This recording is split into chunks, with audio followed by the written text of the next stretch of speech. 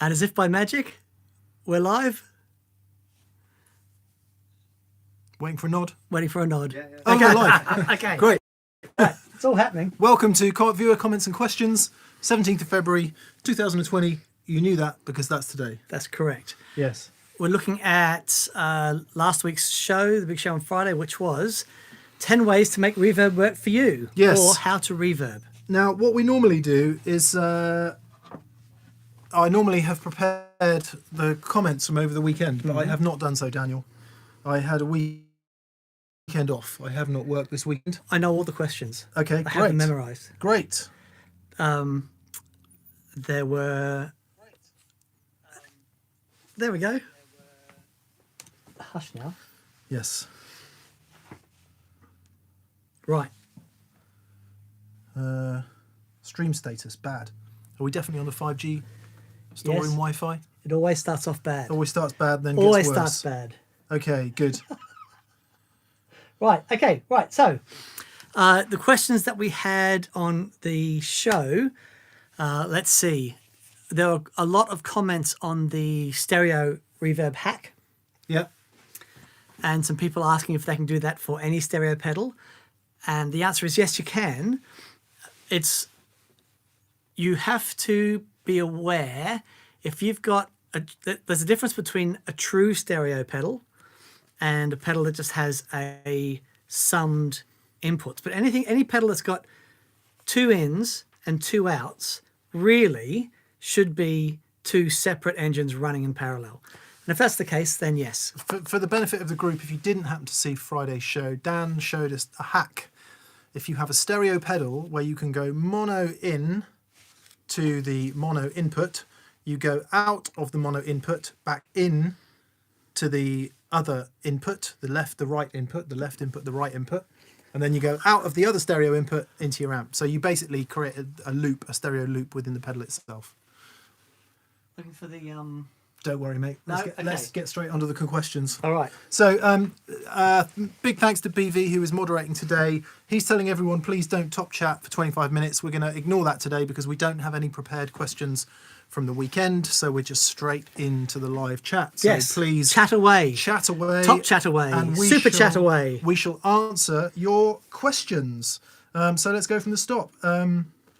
Did someone press hold on a delay pedal, said Robert Payne. I guess that was about the start of the live stream. No worries, now we're on. North California here, says Tim Cox. Hi Tim, thanks for joining us. Lots of people saying, why are we late? And BV has quite rightly pointed out that we've been shooting videos today and we're a little bit behind. So that's just the way it is, but we're all good. Crispy Sid, hello from St. Louis, Missouri. Hello. Have you been in Missouri? I haven't. There are many places in America I'm really keen to go. Missouri's one of them. Yeah. Nashville. Yeah. Have to get out there. Yeah. I want to go south. Right. Right. And Mississippi, all that stuff. I need to go to New Orleans. Yeah. New Orleans. Aaron Singh, hi Aaron. Freezing cold Kent, UK here. Nearly misread that. Yes, cold it is too here as well. Right, come on then. Brian Mills, hurry up. There's important footy to watch down the pub at 8. Who's playing sockball then? Who's doing that? What is it, Fraser? Who's playing sockball tonight? Maybe you'll let us know. Good luck, whoever you support. Come on then. Cody Carrig, he said he asked on the video if Dan had any news on the Gigrig Autopot. It never went to production. It's not going to production. It was a fun thing I thought I could try for a while. Didn't happen. Move on. Mick shot that video, actually. That was really fun. It was a great video. It was fun. What's with the delay on the reverb show, says William Smothers. Yes. Yeah, we're just a bit late today. Slow mode, blah, blah, blah, blah, blah, blah, blah, blah, blah, blah, blah. Come on, looking for questions. Fishy Paw says, I once asked directions from a Welshman. Luckily, I was wearing a raincoat at the time. There's obviously some really funny gag in there somewhere. Right. Andon 5150 says, hello from the Dominican Republic. Hello, the Dominican. I went there once on holiday. Did you? Yeah. Yeah, it's on the same island as Haiti. Is it? Yes, I believe so. And had a very lovely time too. Wow. Question, why don't you demo the Walrus 385 more in your videos? It's a great OD. Yes, it is. Don't know. I swore I was going to put it on my board and never did. I can tell you, we were shooting some video today, and the format that we normally shoot for the pedal jams is we have 2 gain pedals and 2 other, delay and modulation. And we have got lists of hundreds of gain stages. But the other side of things is, like, you know, it's 10 to 1. Yeah, 10 to 1 overdrives to reverbs, delays, and everything else. So but the 385 is fantastic. We're big fans of Walrus audio. We have so many overdrives to get through when we're demoing things, and, well, you know, looking at things. So I don't like to call them demos. So those demos are source. I don't know. But there's so many of those we want to try in here and have a play with. But yes, the 385 is gorgeous. We went to dinner the other night. Yeah. We found a projector that had like the amp in it. Yeah, which I'm going to slowly try and extract from the place we went for dinner, because I'm sure they know what it is. I'm sure they don't realise quite. I reckon you could walk out with that thing and they wouldn't even know. Happily to pay fair market rate for it and all that, but I just don't I'm not suggesting we steal. I'm just saying we could. I don't think they realise it could be a really awesome guitar amplifier. Okay, so Victor Gigea. Hello, Victor. Thank you very much, Victor. Says, what an inspiring Reverb episode. It makes me want to buy the Hoff, the TC Electronic Hall of Fame 2. Question, though, on the boost episode. Where in the chain would you set an always on boost? At the end, question mark? Not necessarily. Lots of people like them right at the front and like to use the lower output impedance to drive the rest of their signal chain. Yeah, it just depends. The answer is really in the video, Victor. It depends what you want it to do. But as Dan says, I think people who use always on boosts tend to have them at the front. Have them up front. Yeah. Yeah. Because of the way it colours everything thereafter. Yeah. They like the what it does to the way it drives the guitar signal, and they like the way it pushes that into any other effects they're stacking on the back end of it. But, you know, if it's an always on EQ boost, that might go at the end. But there's lots of info in the actual boost video about that stuff. Brian Mill says it's Manchester Rovers versus Chelsea Athletic. So, hand on heart, 2 popular first division teams, I think. Are they? Yeah. Never heard of either one. Yeah. Bobby Charlton I've plays heard for of one. Manchester and the other place, Newcastle. It's Chelsea where we live, Dan. Chelsea. Where we live. And apparently they have a soccer team. Oh my goodness me. How awful. I must admit, I was when I used to book bands, one of the guys used to book had season tickets to Chelsea, and he asked me if I wanted to go to one of the matches. And I just said, I'm good. I did go and see a Swindon match once. Oh God. It's perplexing. That's like Scottish football, isn't it? 22 people all chasing the ball. That's how that works, isn't it? That's not me saying that. That's just an old joke from a Harry Enfield show. So I apologise to all the soccer fans out there, especially those of you from the great country of Scotland. I love Scotland. Me too. I'd move to Edinburgh tomorrow. It's one of my favourite places I've ever been. Beautiful. I did a Red Hot Chili Peppers tribute band gig in Aberdeen once. Did you? Yeah, that was weird. Wow. Weirdly brilliant at the university there. Awesome. Yeah. I was well, I got to put it in you.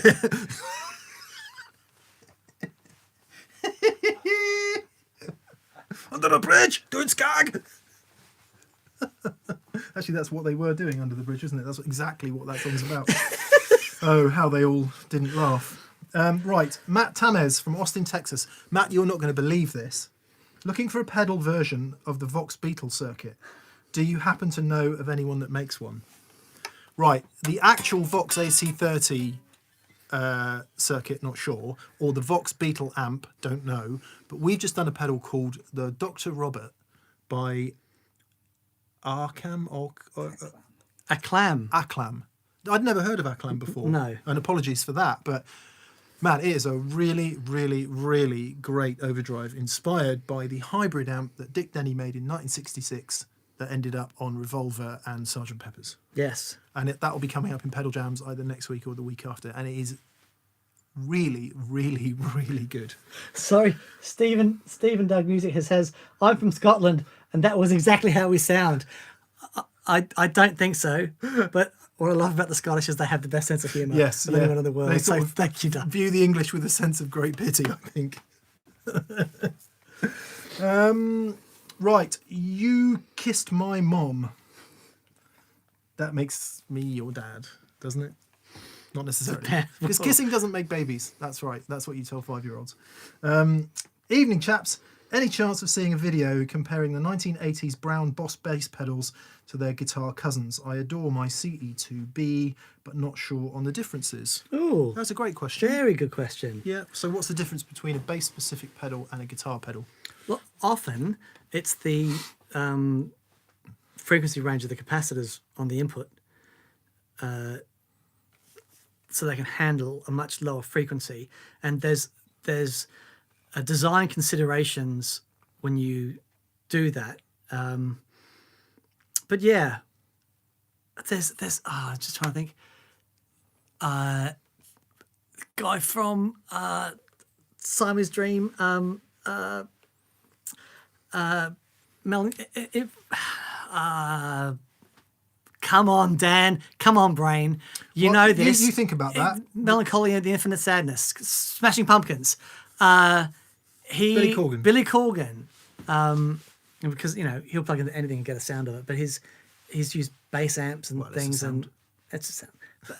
It's a joke. All right, it's just a joke. Yeah. Anything with extended lower frequencies, or if you're playing like those 7-string and 8-string GSOs,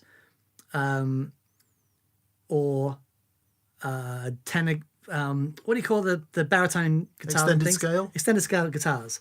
Yeah, sometimes that can be a cool thing to So open it's a up those. frequency thing. Yeah, that's all Yeah. it is. But in reality, very little difference. Yeah. Bass overdrives tend to not overdrive the low frequencies. Is that right? If it's a specific bass, if it's specific design for bass guitar, Yeah. The EQ will be in a different place because the key bits of various EQ as it relates to bass is different than as it relates to guitar. The key E frequencies, yeah? sure. That is if they've You taken... all, Fraser? Cheers, buddy. All right, thank you, Fraser. See you tomorrow. Bye, for Fraser. more fun. Everyone says bye. Okay, Matthew Riley, have you guys considered another Klon Shootout video? Is it time? Are we there? Or has that question not been answered many times over?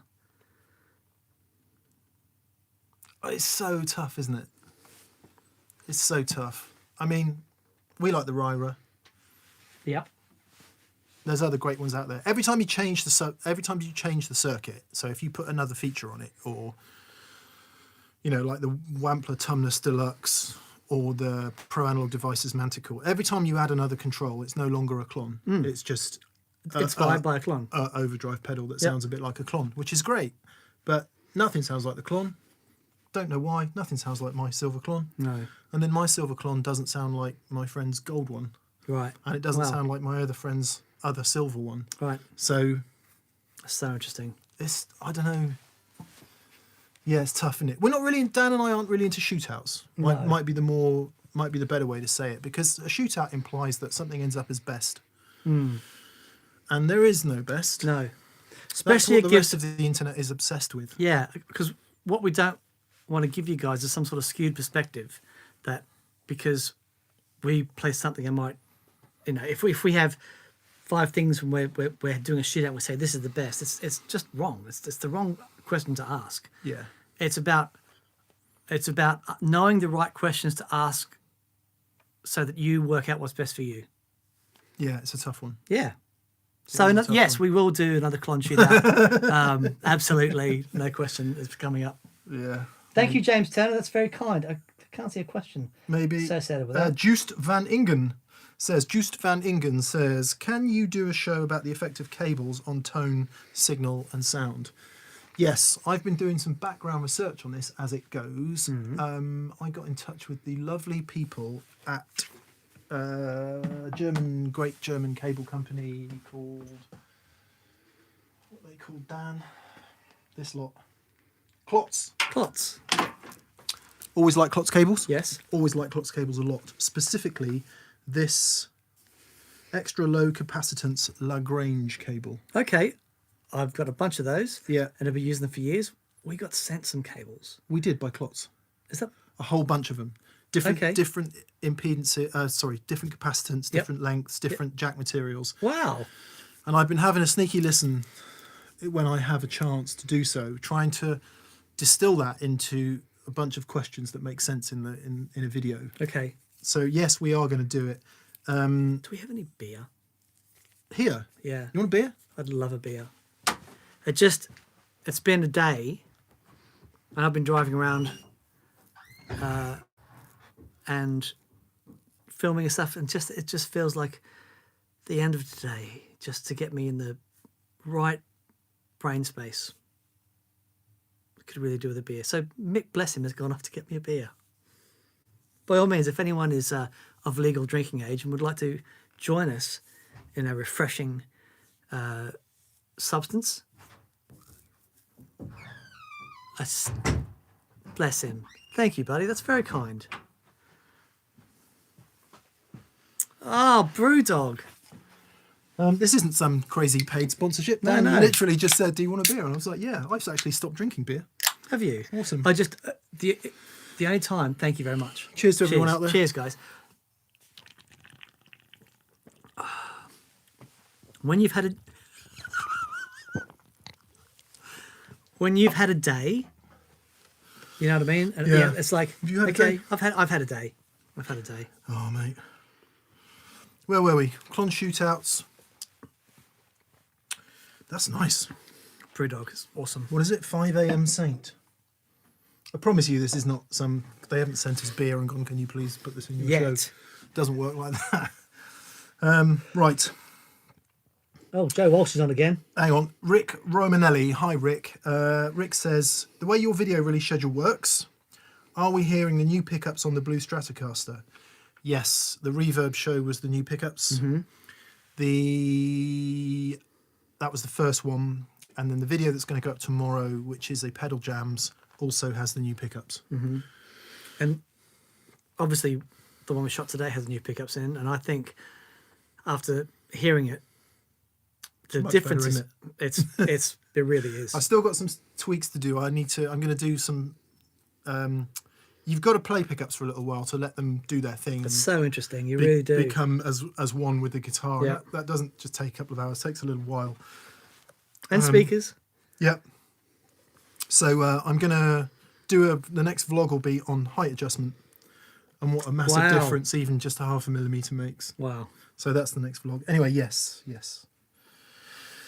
Aaron Singh, Oh, hi, Aaron. have a beer or two on me. Oh, thank you, Aaron. That's very kind. Thanks for the great show and catch you in London with Andy Timmons.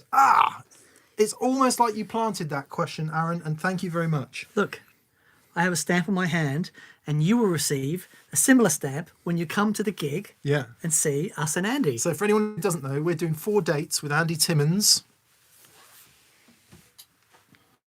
Where's the horn gone, Dan?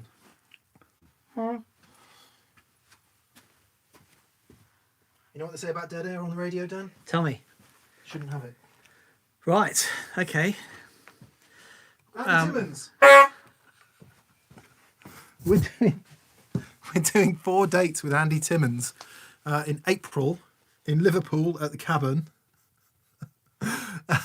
in Birmingham at Asylum 2, in Fat Lils of Whitney in Oxfordshire, and at the Water Rats in London on Easter Sunday. Yes. So please go to thatpedalshow.com to find out about the gigs, and go to thatpedalshowstore.com to buy tickets. They are selling relatively quickly. We've sold about half the tickets so far, and they only went on sale on Friday. So Yeah.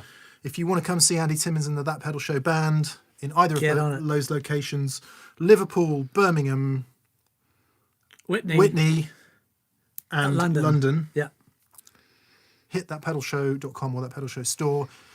Anyone who's bought a ticket, thank you very much. Please note we are not sending out tickets. You'll just need a confirmation email, the one that we send you, and your name will be checked off at the door. Yeah. So that we're not sending out tickets. I was laughing before because you're saying how Dead Air is terrible. Did you ever watch Flight of the Conchords? Yeah, yeah. I am the Bad hippopotamus. My lyrics are bottomless.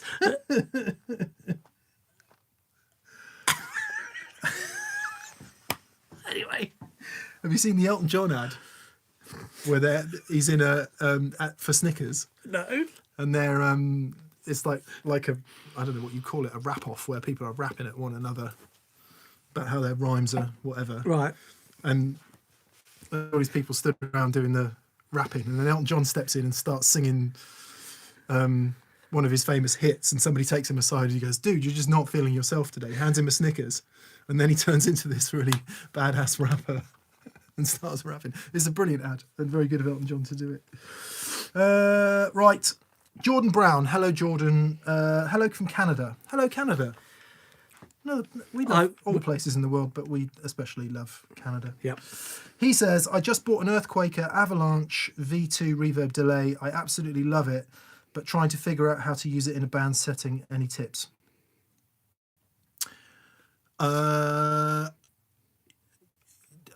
Here are some tips. If you use a lot of reverb and delay, you either need to be playing a textural pad that sits underneath everything and you almost don't notice it, or the music needs to be sparse so that you can hear it. Mm-hmm. If you're trying to use a lot of reverb delay in a dense mix that isn't about the dense mix being created by the reverb and delay, if you want to be sort of audible, then it doesn't really work. No. You need less reverb and delay if it's a dense band mix and you want to be audible. That's tip number one. It's very good. Tip number two, have you experimented with pre-delay? Yes. I don't know if the Avalanche Run has this, but pre-delay is where you hit the note, there is a bit of a delay, and then you hear the reverb. Mm-hmm. And pre-delay can be a really great way to separate your core sound from the reverb sound. We didn't talk about that in the 10 things, and we kind of should have done. We should have done, but we have talked about that a lot before. But Yeah. it's an important thing. And those are my two tips. Okay. I don't know if you have the option of a tone control on the reverb on the Avalanche. It's quite a distinct sound from memory, like really full on thing. And there are places, here you go. If you go and have a listen to Gina and John when we did the show with them. So Gina and John from Baroness. When was that? October time? Yeah, a few months ago. Something like that. And the way they use, in a heavy context, the way they use those big, lush textures, it's really, really inspiring. And what they would do is that they'd set up so you'd have contrast. One guitar is, this big, massive sounding thing. Another guitar might be quite small and wiry, but the way they work together was really inspiring. So it's the way that you arrange it in context with what's happening musically in the band as well. Yeah.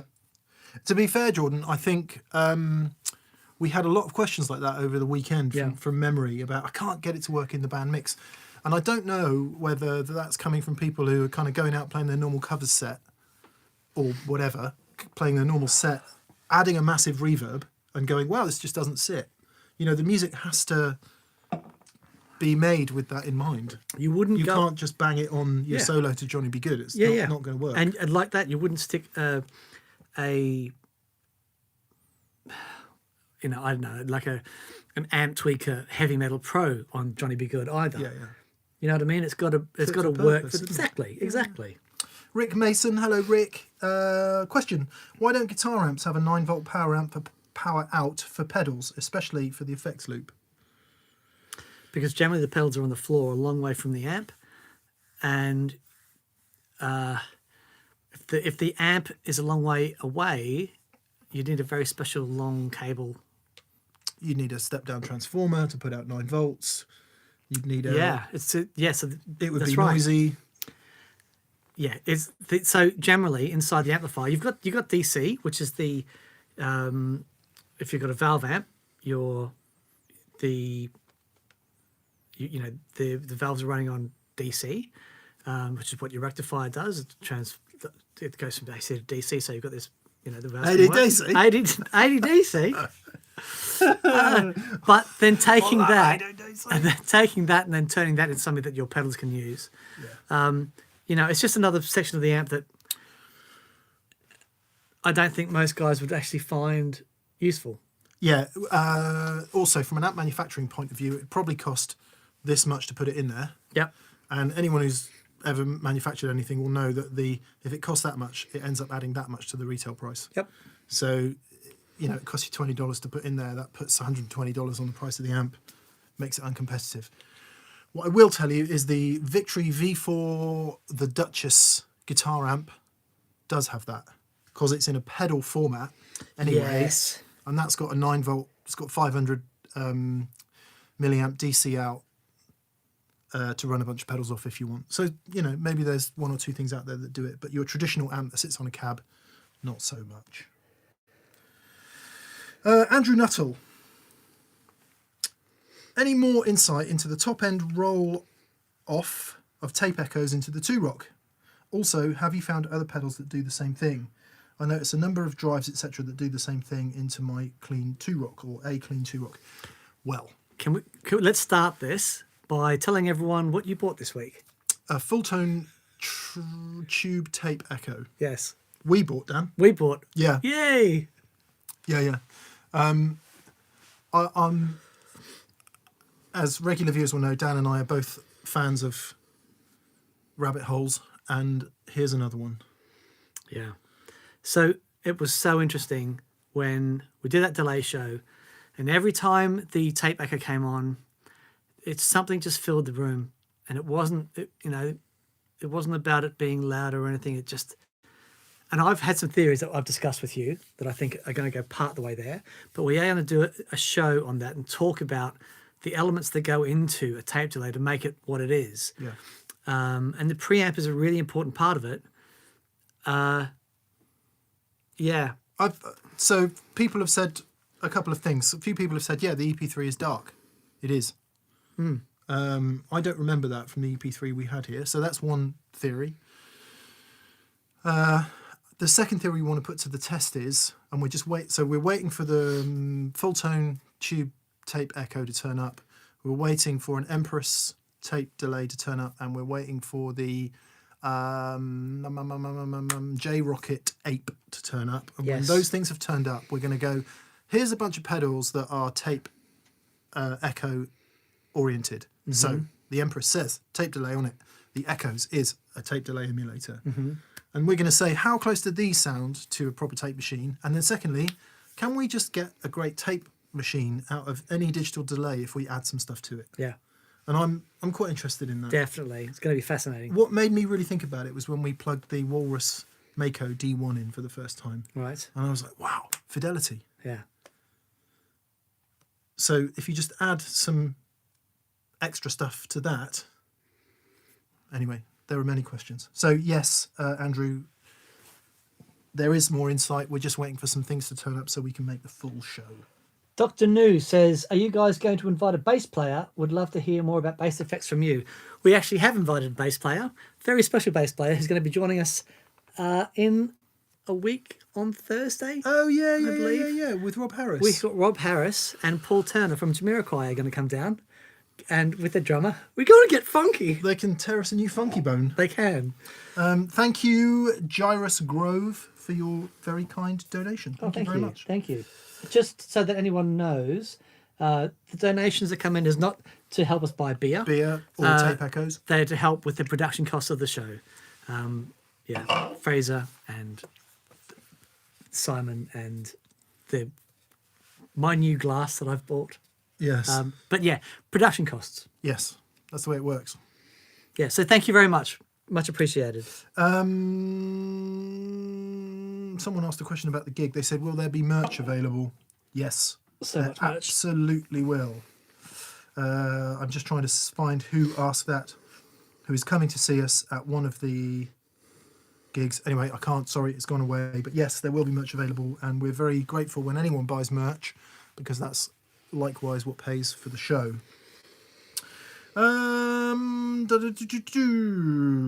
Screaming Oak. Are you aware of any analog stereo spring reverbs? Greetings from Sweden. Hello, Sweden. Yes. Is that stereo? No. Oh, but you can make it stereo. Huh. You buy 2 of these. Oh. And the white whale isn't? No. You need... To do stereo, you need 2 paths in parallel. So literally, you'd need double of everything. That's really interesting, though.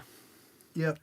If anyone sees a Crazy Tube Circuit's white whale anywhere on the street, can you let me know? Because I've lost ours. It was here and now it's not here. It'll be around. Yeah, it's really annoying.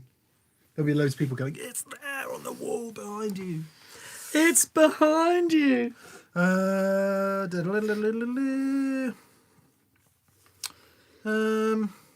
Roxjar, hello Roxjar, says, please help with this idea.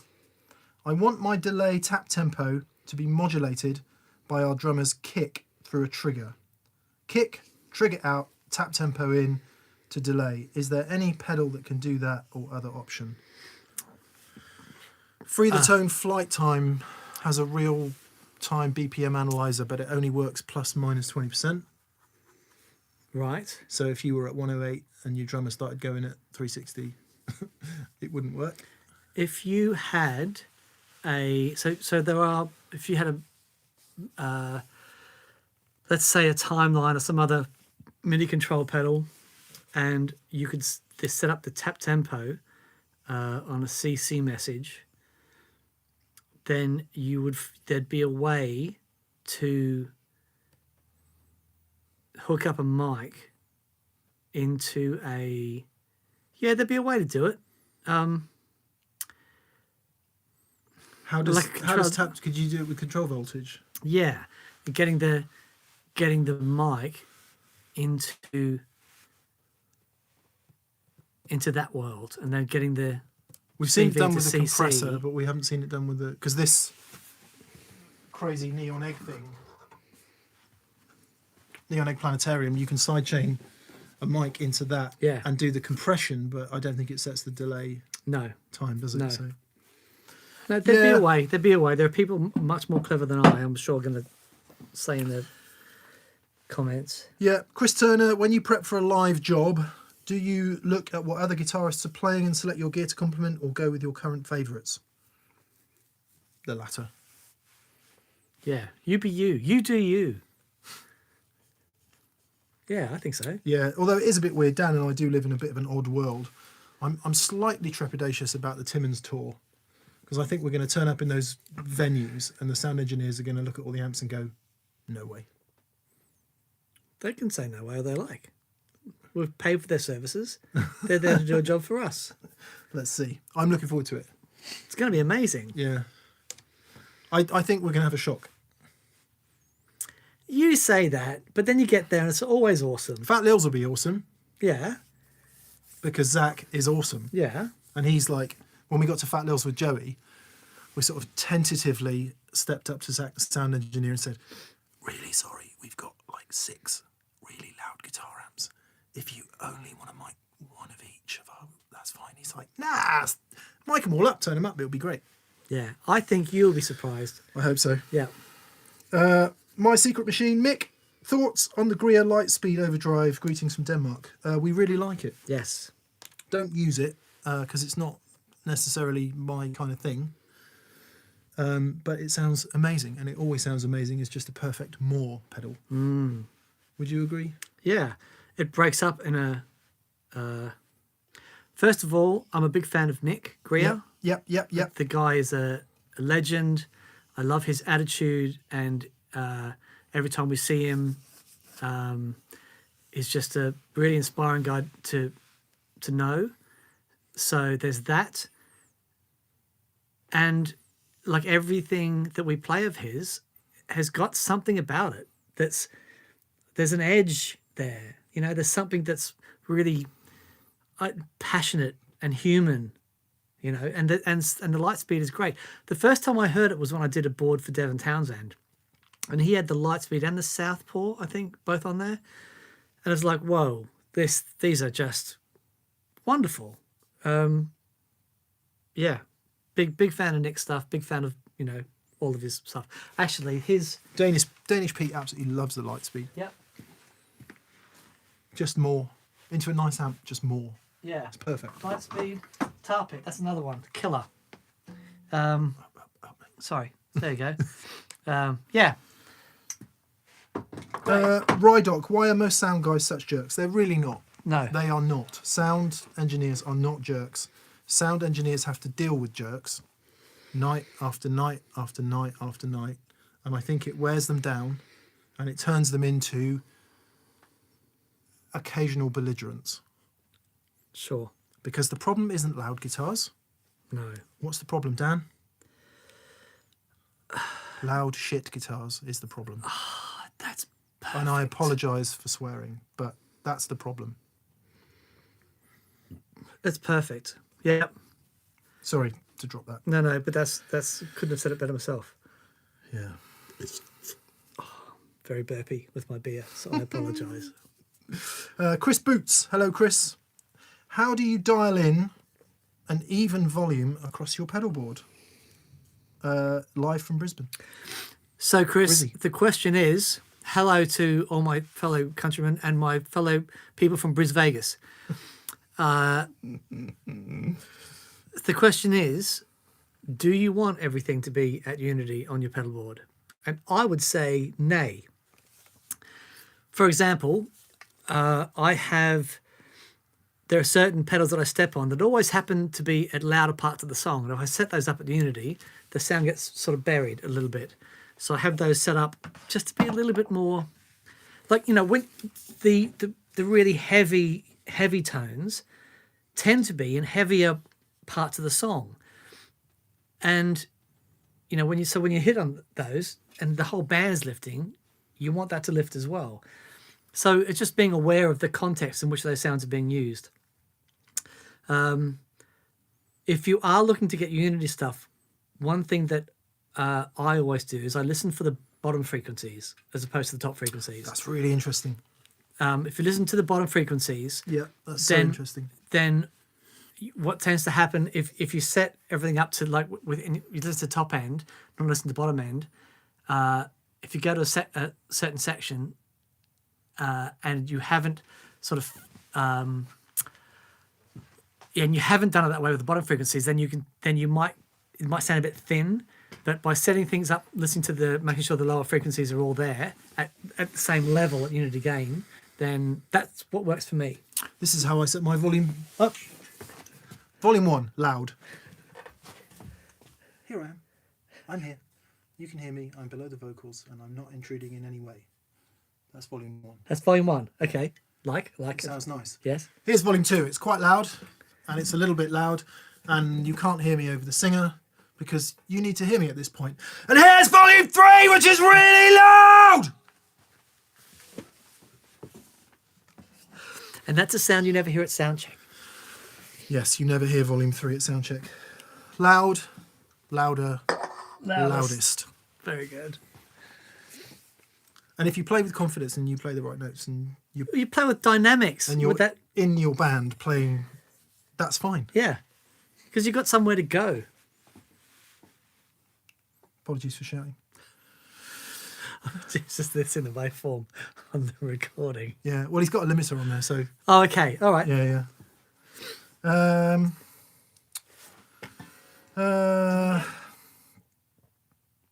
Oh, Jarius Grove. I'm building a Mojo Tone Tweed Vibrolux kit. Very nice. Do you know of any mod kits to add harmonic tremolo to an amp? Man, that I is just rewatched the harmonic tremolo so episode hard. with Landreth and need that sound. Harmonic trem is so hard. We know 2 or 3 people that are working on harmonic tremolo at the moment, and it is really hard. Yep.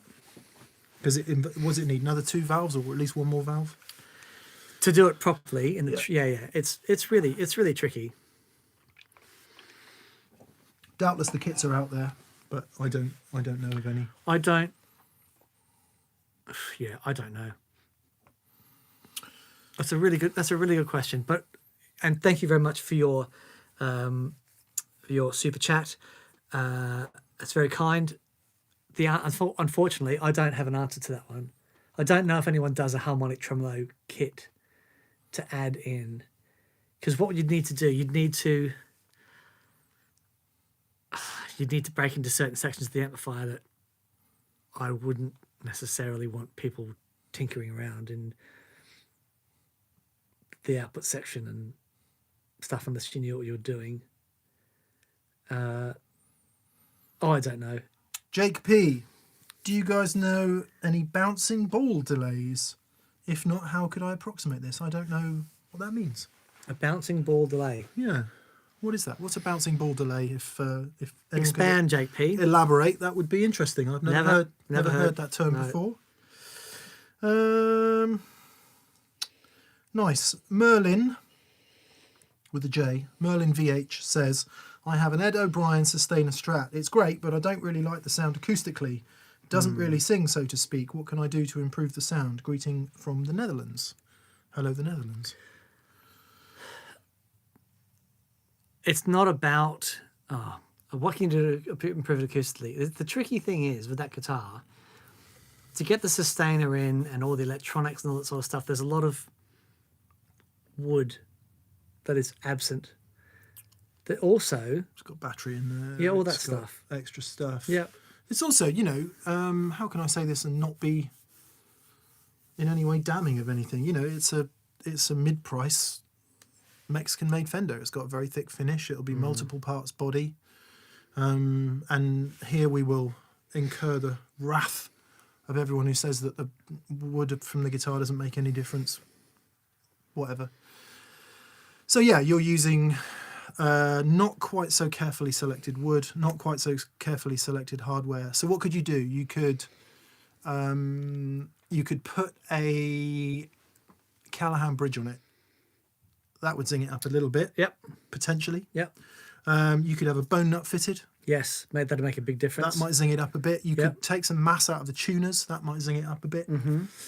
Saddles, you could try titanium saddles instead of whatever's on there. The bent steel saddles on there. Yeah, it's basically removing anything that's mass and heavy from the guitar and adding something that's hard, lighter, and can sustain a bit more. Oh, there is one.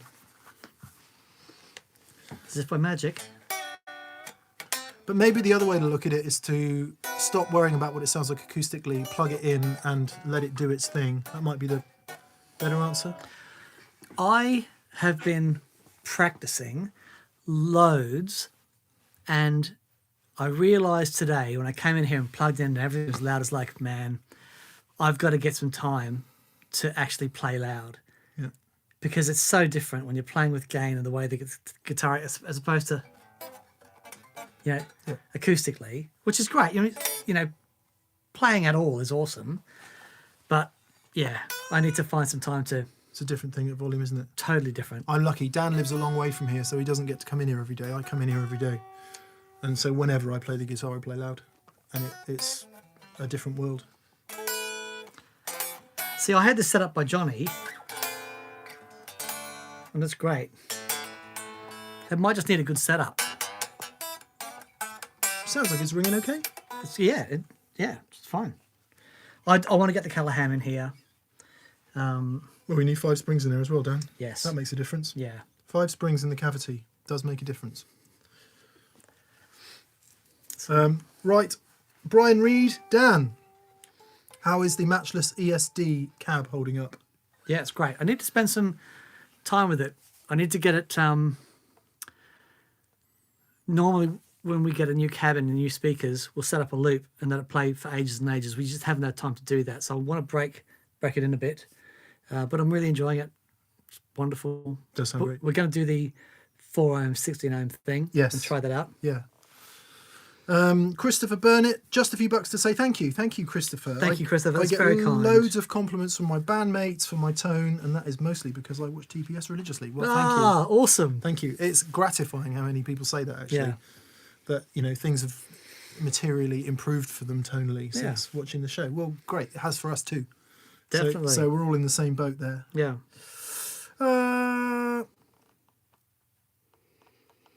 Shade Hope says, running a clean preamp in front of my amp, running dirt before or after it makes a big difference. Can you elaborate on that? Cheers from Knoxville, Tennessee. Yes, basic gain stacking. So it depends on the headroom of your clean preamp. It depends on the output impedance of the preamp. It depends on the input impedance, of all the other pedals that you're using. But basically, you are the relationship between your guitar and the gain stages is a dynamic one. And if you have things before that's the buffers and things, it can sound great, but it does change that relationship. Like personally for me, I prefer having like all my gain stages, seeing the inductance of the coil of the pickups, and then any buffering or anything like that I would have after those stages. In some setups, it's absolutely fine to have buffers before. That's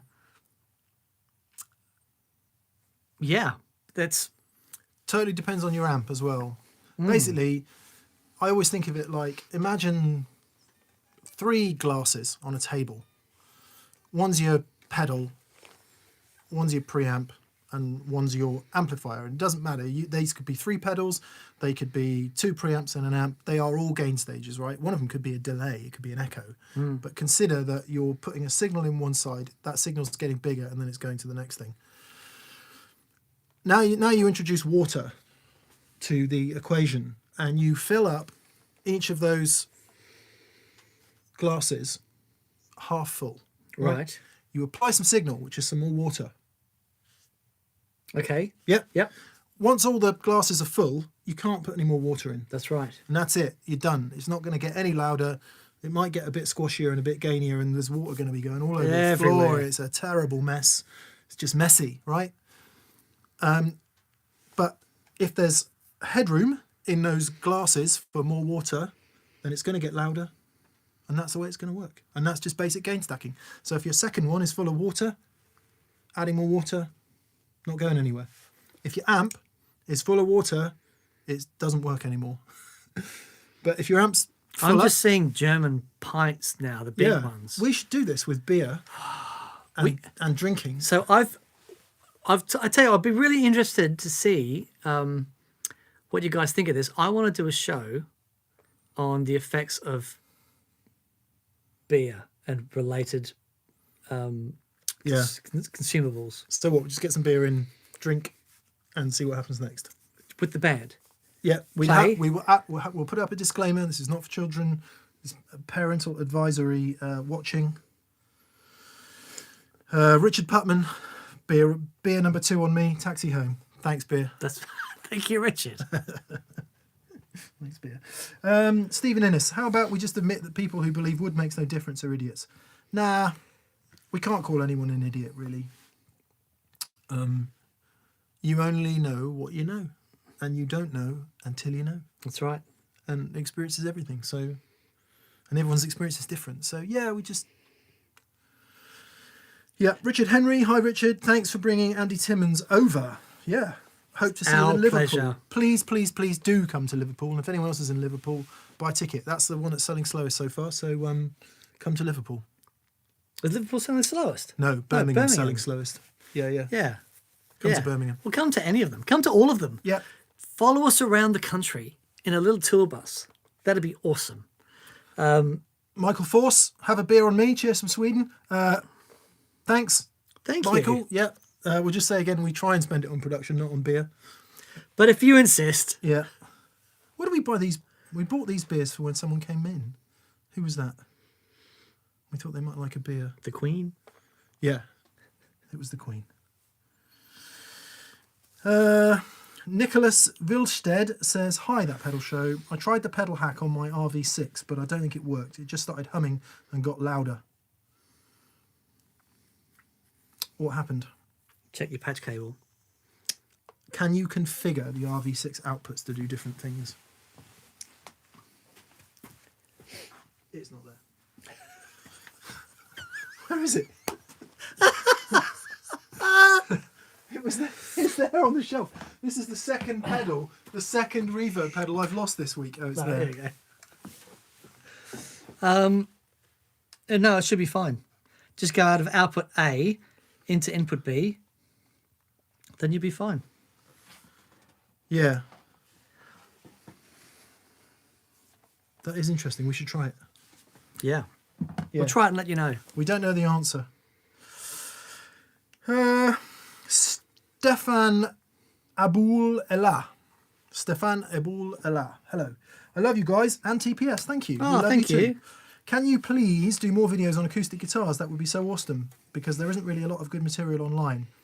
Hey from Germany. We can certainly. They've been our worst watched videos. Yeah. So we have to have half an eye on getting some views. But so Mick and I both like playing acoustics, and when we did the acoustics thing, we did a couple of songs, and that was our foray into the world of your video. Even though it has good views, shall produce no goodness for you personally because the Beatles took all the ad money. Beatles took all the ad money. They got enough. Yeah, well, I mean, that was our idiocy for doing it, but anyway. Yeah. But yes, we should do more on acoustic guitars because we did a show with John Smith, which was just incredible. Yeah, let's get him back on. I just put some new strings on my acoustic actually, and it's better. I'm still waiting for mine to be built. Yeah. Dan's getting a Kincaid. Cannot wait. Acoustic. Cannot wait. John Van Dyke, for both Dan and Mick, do you prefer clean headroom or slight compression in your amps for your bass sound? It's a difficult one, that. When I hit it with a guitar, I like it clean. And it might just break a tiny, tiny, tiny bit, like with the 2-Rock, for example. Yeah. And then when you like defeat the tone stack, turn the FET booster on, it's going to be overdriving at that point. What I really like is when the pedal pushes the amp into overdrive. That's what I like. So you're getting the combination, and that for me is the amp's sweet spot, is when that starts to happen. Yeah, I'm the same. I think that's why I've always liked Vox style amplifiers, because they, at gig level, they tend to do that naturally. I just turn them up and the guitar is charming and clean, but then when I hit them, it just goes into that sweet compression. And you need that. Otherwise, you may as well be playing into a PA. That's the charm of valve amplifiers. They do this beautiful thing naturally. It's like recording to tape. It's a natural phenomenon that happens. Yeah. So, yeah, a little bit of, a little bit of both. A little bit of both. Albus Band, did it hurt when the Tone Angels fell from heaven? They land so softly. I landed on this. Like perfect reverb tails. Joe Walsh, you spoke about middle pickups and RWRP middle pickups. What does RWRP do sonically? Is it audible or more a matter of feel?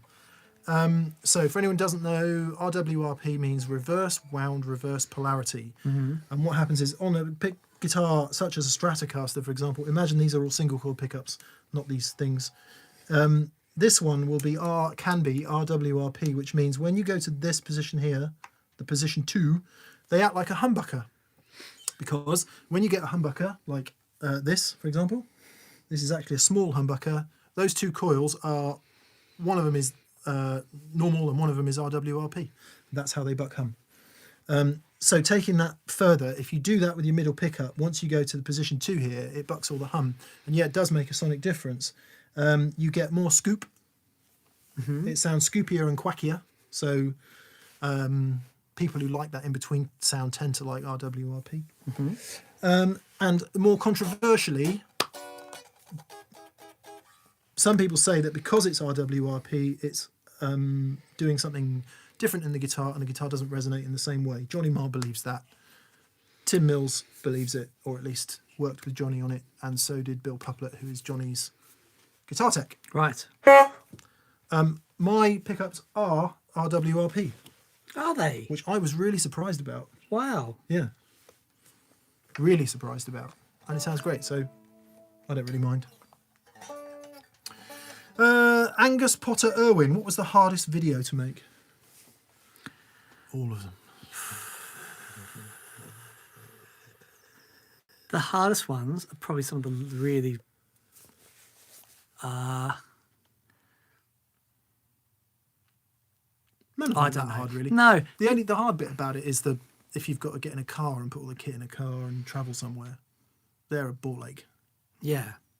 But you know, They're hard, but they're it's not like going to work. no. That's a ball ache. That is a ball ache. Did that for long enough. Yeah. Now look, we feel so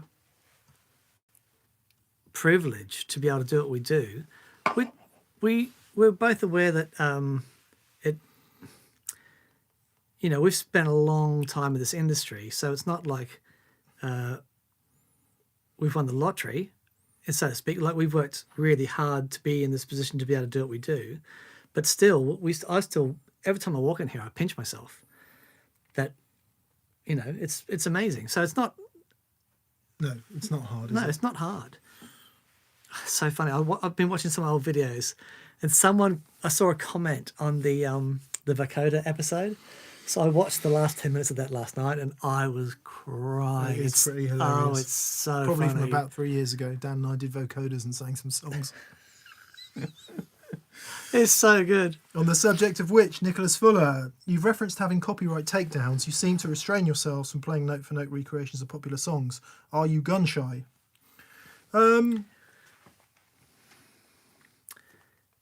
No, Nicholas, the way copyright works is, and my wife and I both worked in copyright most of our working lives. Her on a much higher level than me. And quite rightly, some YouTuber comes along and goes, hey, here's how to play Back in Black. Right. And gets 1 million views and earns a couple of grand from the YouTube ad revenue. And AC/DC go, hang on a minute, that's our song, you're earning money out of it. Do one, cobber. Yeah. On your bike. You haven't requested permission for this. We haven't granted you a license. Therefore, no, you can either take this video down or we'll have all the money. Mm-hmm. And that is entirely fair and right for someone who owns a copyright to something to claim their what they deserve out of it. What the borderline, and many people have made videos out of that, the borderline for me is if you do a video that's an hour long and 2 minutes of it, let's say 20 seconds of it in our case, are an AC/DC riff, and they take the whole video down, that seems a little bit Excessive. Because you're talking a very small percentage of a very long video, in which case just go, okay, well, it was 2% of the video length, therefore we'll take 50% of the ad revenue. That seems fair to us. Okay. Grossly unfair, but they would be entirely within their rights to do so. Yeah. Instead of which they just go, no, forget it. However, there are other artists who aren't as on it and don't care. So it's just the law, and it's the way it is, and it's YouTube rules. On magazine days, here was part of the death of magazines, right? Let's say we wanted to transcribe Master of Puppets or She's Electric by Oasis. Right. To put that on the cover of Total Guitar was many thousands of pounds. Really? In licensing revenue. So you'd had to apply for the license. Not only that, but you're paying somebody to do the tab, you're paying somebody to create the audio, and that cost us, let's say for argument's sake, depends on the artist, let's say it costs us 5,000 quid to stick that on the cover of the mag. Yeah, you sell the mag, you make money, that's how that works. Certain websites... Artist has made money, and the artist has made money. The artist has made money, the everyone's license. made money, seems fair. Yep. Certain websites come along and go, nah, don't worry about that. We'll just publish this and make it free. And we'll do that under the auspices of, well, someone's done this, so it's not the artist's work. It's not the original recording. It's just gross misunderstanding of what copyright is. And So we'll just publish this, and we'll base ourselves in a place that can't be pursued legally, etc., etc., etc. So then the whole online tab world grew up. You can't stop it once it's rolling. You know, peer-to-peer sharing. And I'm not moaning about it, but I'm just saying that was the death of print guitar magazines in terms of tuition content, because how can you possibly compete with, the one song you can afford to transcribe that month versus every single thing you can think of being available for free online? Yeah. So The quality of those things that are available online is often questionable. I do it though. I'll go onto YouTube and look for somebody's, if I can't work out how to play something, I'll just go on and go, I wonder how you play that, and watch them playing it, find the position and just go from there. So I'm not making like a moral standpoint, just stating factually about the way copyright works for any of us in the creative world and the kind of stuff you get. And just a final point on that, the more visible you are and the more takedownable you are, the more you will be taken down. Yeah, right. Because you have the resources to pay. So they're not going to pursue some kid in Arkansas who's got 500 views. It's just not worth it. But they absolutely will pursue people like us who run this as a commercial venture. So Sure. I'm sorry that was such a long answer, but it is something very close to my heart. Patrick McManus says, cheers from Minnesota. Thank you, Patrick. We went to Minnesota. We did. We had a great time there. Yes. Went to the biggest mall in the world. Oh, yeah. And it had that giant Lego thing. Oh, man. That was mad. It was mad. It's crazy. Daniel Shim, Mick, have you tried this 2-Rock Studio Signature? If so, how is it compared to the classic Reverb Sig? I haven't actually, and I would really like to. Okay. I imagine it's going to be really, really good if I know 2-Rock. What is the 2-Rock that Ariel Posen uses?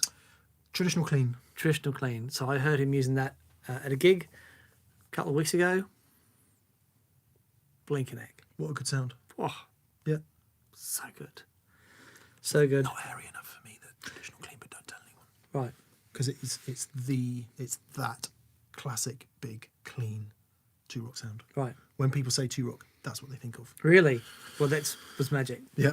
Magic. Wonderful thing. Carl Mack, what's your favourite flavoured cheese? Oh, okay. Now, is that a flavoured cheese or type of cheese? Yeah. I don't like any flavoured cheese. No. That's Mugs cheese, flavoured cheese. It is. That's a Mugs cheese. Who said that? Peter Green. My friend was interviewing Peter Green of Fleetwood Mac, and they start talking about cheese, and Is it Gorgonzola? Ben says, no, Peter says to cheese, Peter Green says to Ben, I really like cheese. Cheese is, I really like some cheese. I wouldn't mind some cheddar. What's your favourite cheese? And Ben says, Gorgonzola. And Peter Green says, it's a Mugs cheese. That's a Mugs cheese. For any of our friends in the US, a mug is like a silly person. Yes. A mug. Someone who is Sucker. mugged off. A sucker, yeah. A sucker. Great. Perfect. A schmuck. Sucker! What's your favourite cheese, Dan? I am a fan of goat's cheese. Are you? Yes. Oh, tasty, delicious. I do like soft cheeses that come about. I love blue cheese. My wife and I have been partaking of, I wish I could remember, but yeah, anyway, big fan. Okay. Barber's mature cheddar, Right? the milk from which comes from this farm. No way! True story. Wow! That is awesome. You've just told everyone where we are. No, I suspect they use multiple suppliers. Okay, good. Yeah. Right. Given the amount of cheese they make, I rather suspect they use multiple suppliers, Dan. Yeah, I like your sort of Comptes and your Manchegos. Manchego is what I've been feasting upon. Yeah, it all depends on the wine you're drinking, Yeah. I would say. Yeah. Polyfumet. Manchego. Hello, ladies. It's so good. I didn't drink wine for many years. Wine? Yeah. Couldn't drink it for a long time. And then last few years I've been partaking of one on a sunny afternoon on a Saturday. and a snifter of port at Christmas. Apart from that, yeah. But cheese and wine, magic. It's ages old, isn't it? Yep. Someone here said Stinking Bishop, PD 4165. Right. David Downs, cheers from Arkansas. We never get a shout out. Well, here is to Arkansas. Arkansas! Yeah, there's a great Leanne Womack song that talks about Arkansas. Little past Little Rock, maybe, or something like that. Okay. I love those lyrics. Where is Arkansas? I'm a little past Little Rock, but a long way from over you. Oh. It's just awesome, isn't it? I'm the fool that's in love with the fool who's still in love with you. Hang on, let me work that out. I'm the fool. Country lyrics would be, I'd love to write country Oh, lyrics. okay. So there's a threesome. She's a fool. Right. There's in love with a fool. Who's still in love with you. You know, the other woman she's talking to. Okay. Here, good fellows, says not Graham Norton, is £15 that I would have spent on the Birmingham show, but cannot go because I'm going to see Cirque du Soleil that night. Apparently, it's totally fine. Cirque du Soleil is a blooming amazing thing. You'll have a great night. Yeah. Now, didn't our friend Gina play in Cirque du Soleil? Gina was the shred master Yeah. in Cirque du Soleil for a long time. Yeah. Very cool. Thank you very much. That's very generous. Thank you very much. Stephen Doig Music asks, for Dan and Mick, what's your dream band lineup? Singer, 2 guitarists, bassist and drummer. Who would you choose? Oh, fantasy band lineup. Singer, Paul Carrick. Wow, okay. Or David Coverdale in his Sabbath days. Deep Purple. Deep Purple days, sorry. Not Sabbath. He doesn't know where he's going. No. He sure knows where he's been. But so Paul Carrick, I would probably have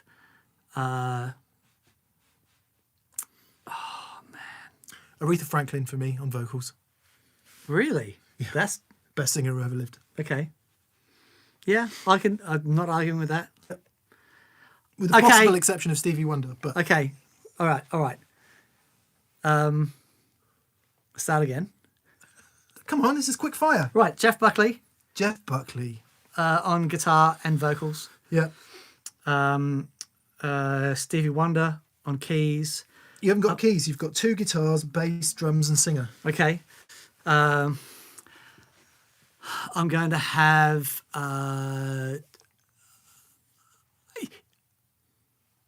Neil Finn on guitar. And the other guitar player is going to be, I'm going to go with,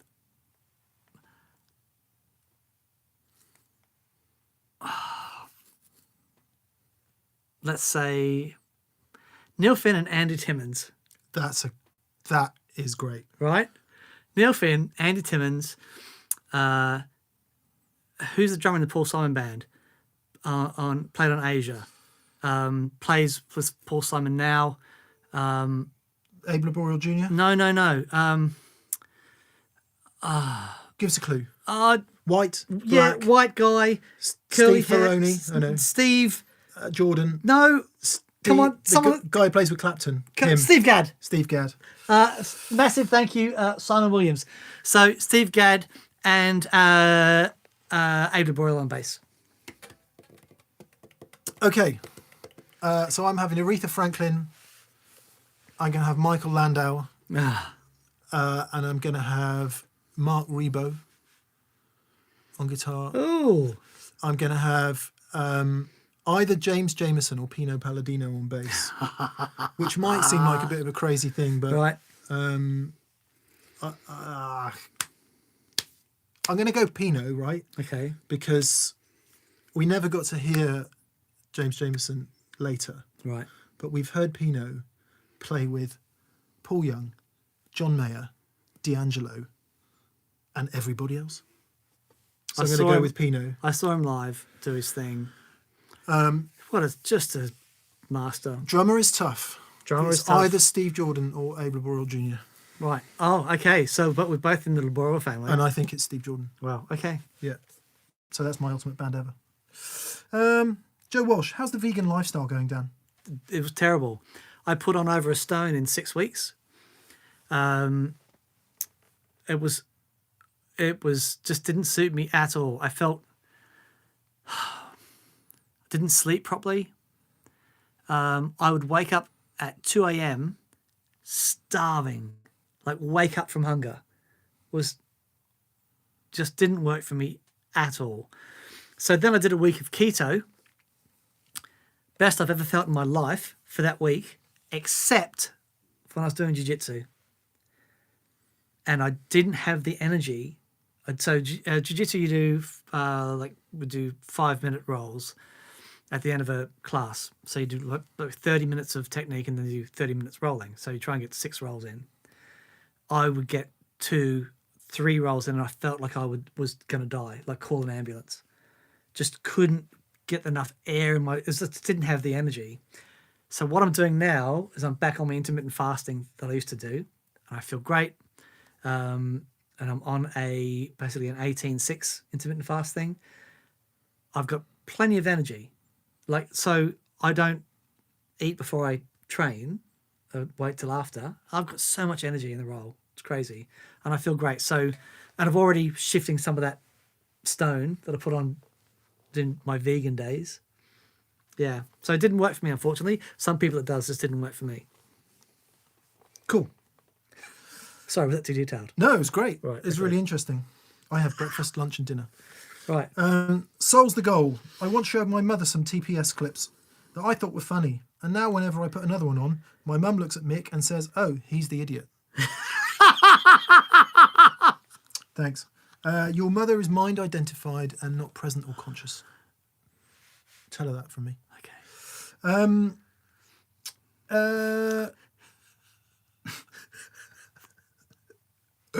She shouldn't be offended, but yes, I am an idiot.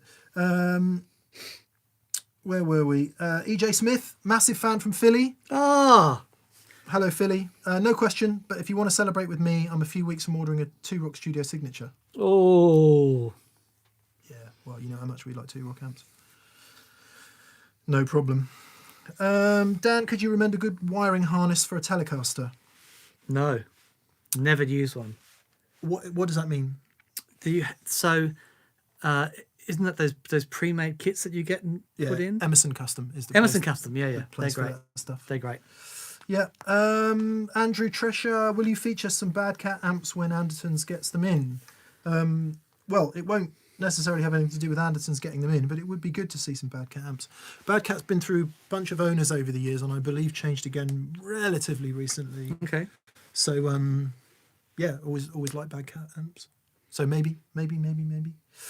Stephen Wilson he still uses his Bad Cat, and man alive, that thing, wow.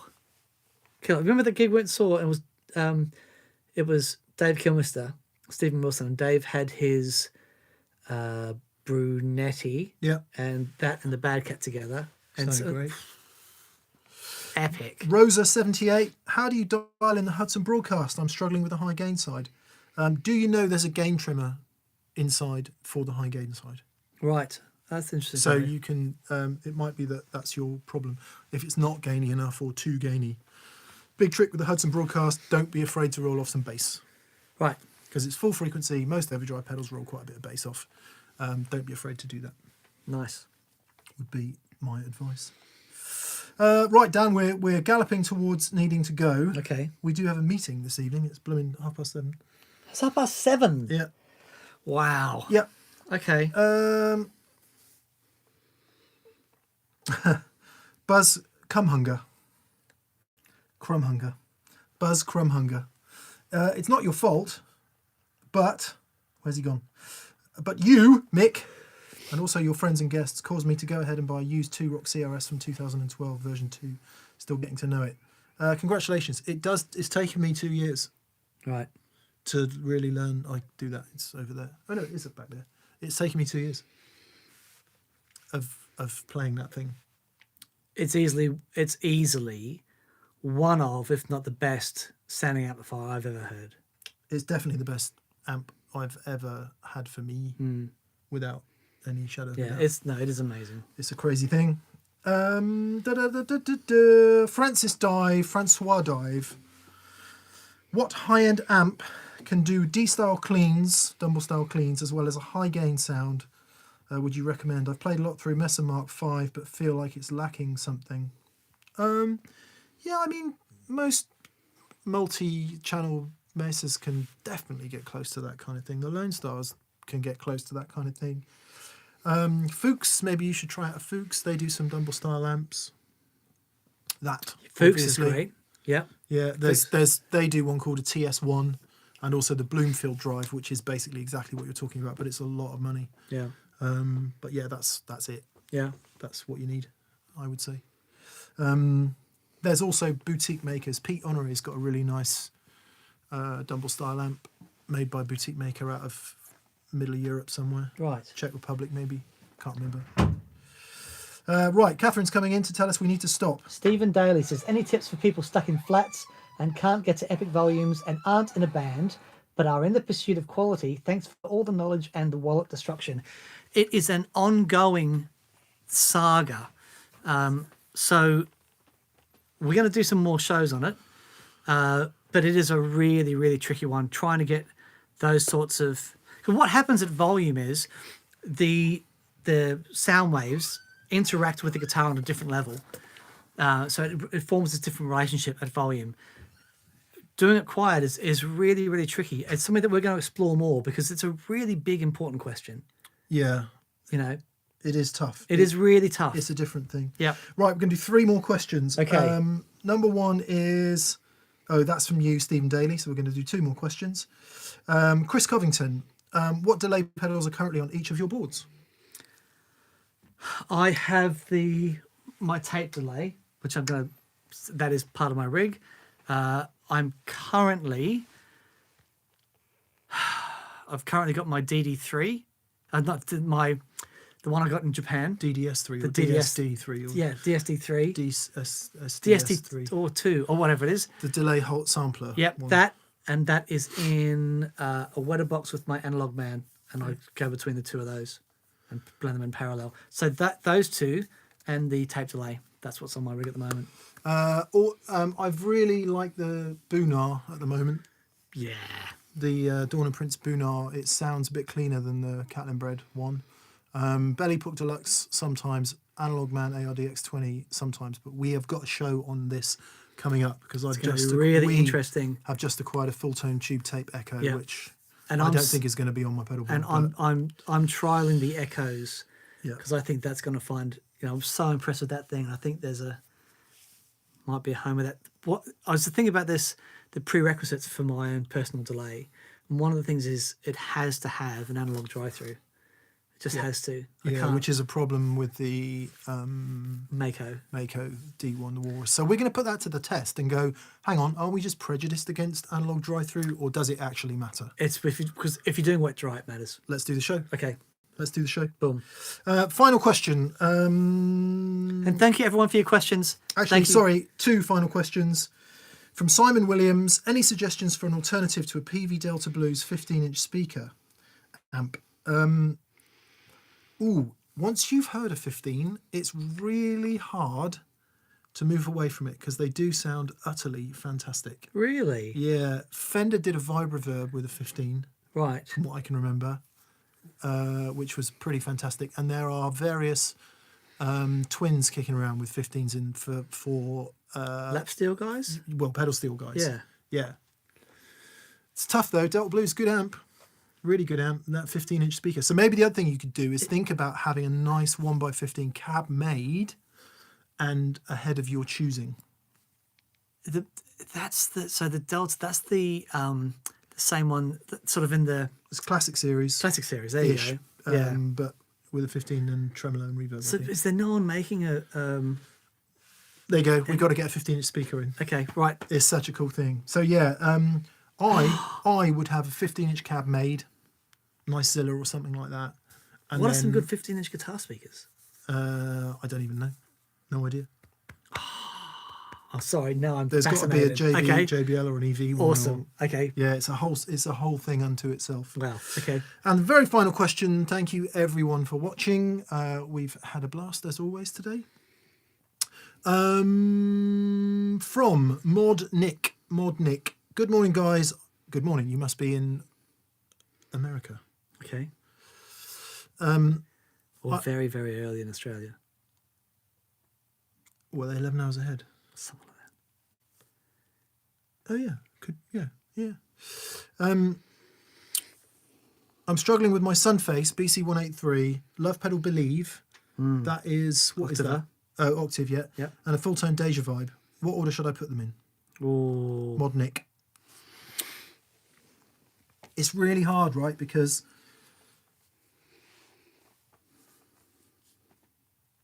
fuzz has got to come first. Mm-hmm. It has to, so that it goes off your guitar. But then when you put the vibe after, you get all that horrible high-end full extent of the phase. And it sounds really nasty. So you need an overdrive pedal after it as well, Right. is the way to do it. Okay. So Because- what? Fuzz, vibe, overdrive. Yeah. Or fuzz, overdrive, vibe. Yes. Okay. Where the octave comes in that, I mean, Jimmy had his octave after his fuzz. Right. Would seem right. Yeah, because you've got to drive that thing. Yeah. So, but then there's so many people who say vibe sounds so much better before fuzz. And given it's the Analog Man, and given that you've got that awesome front end on the Analog Man BC183, it might be fine. Yeah. So the other thing about the vibe, if you've got a really good true bypass, when the vibe is off, the fuzz is still seeing the guitar. It's what happens when you've got the vibe circuit engaged, and that's going to the front of the fuzz. And if it's whether you like that sound or not. Yeah.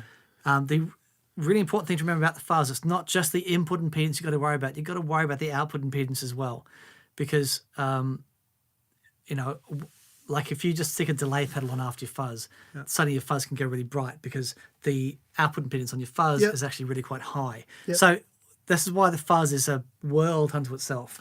And why Robin Trower likes his Univibe before his overdrive, right?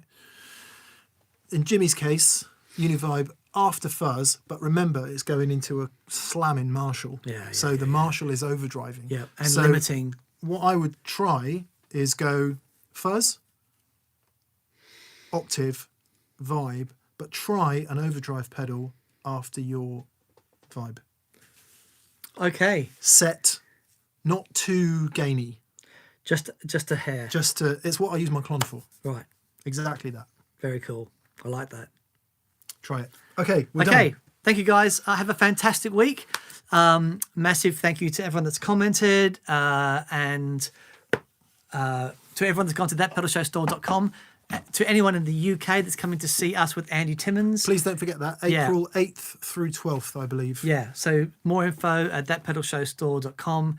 It's going to be an absolute blast. So we really hope to see as many of you there as possible. Yeah, that would be awesome. Cheers, Yes. guys. Have a fantastic week, and we'll see you soon. Bye.